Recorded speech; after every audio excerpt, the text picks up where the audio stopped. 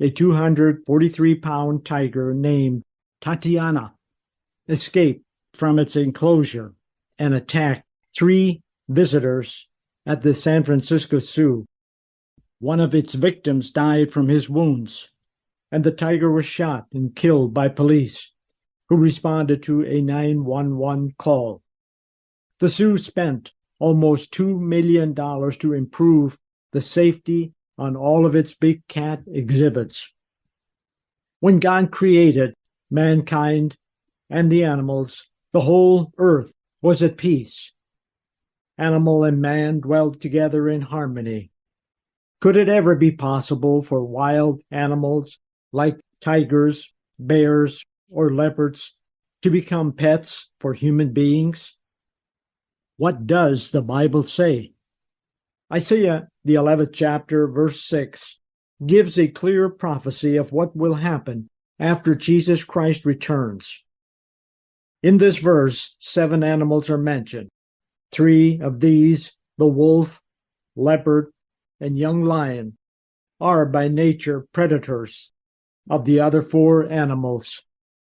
Let's take a closer look at Isaiah 11, verse 6.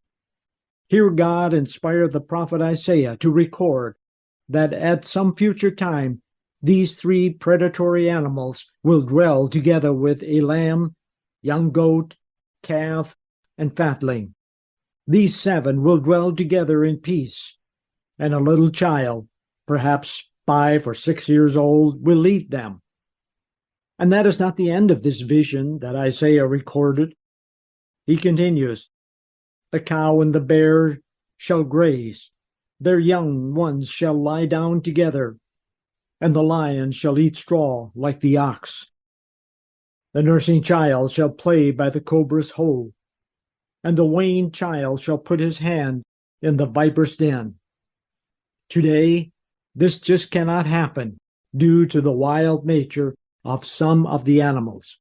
Throughout history, people have tamed some of the wild animals mentioned, but a very real concern always remains that the tamed beast may suddenly revert back to its basic wild predatory nature.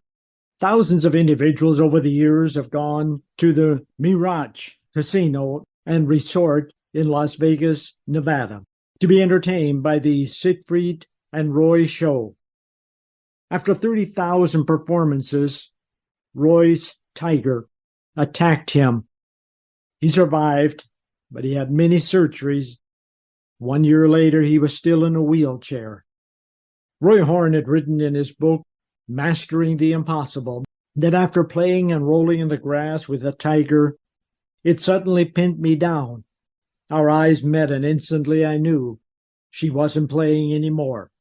In a split second, she would bite. I raised my head and bit her as hard as I could on her nose, and she never attempted to bite me again. How can the nature of wild animals be changed?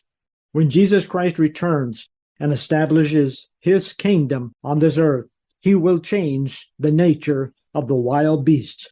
He will change the lion's inborn desire for flesh food to an appetite for vegetation. And he is going to give a peaceful nature to all other creatures.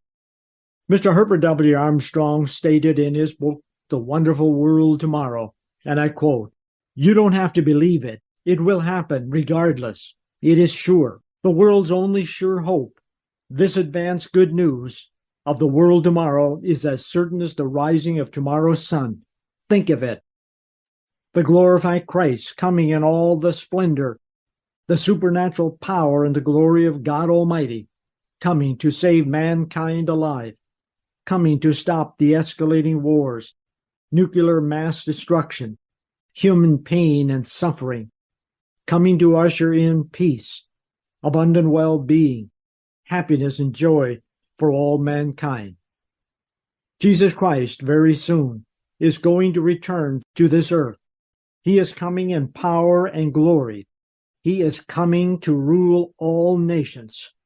End of quote from Mr. Armstrong.